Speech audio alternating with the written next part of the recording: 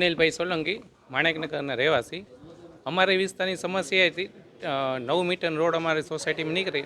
અમારી બાજુમાં ઉમિયાનગર આવે, જે તે સમયે ઉમિયાનગરની દિવાલ ભારી લીધી હતી.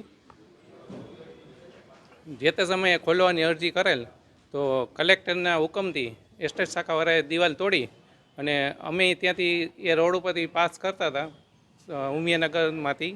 ને માણેકનગરના સોસાયટી જે લોકો નીકળતા ત્યાં ઉમિયાનગરના અનેક પૈકી કોઈ પણ વ્યક્તિ અમને અહીંથી નીકળવાની મનાઈ કરે છે અને ધામધમકી આપે છે. એટલે અમે ડીએસપી સાહેબને રજૂઆત કરી છે.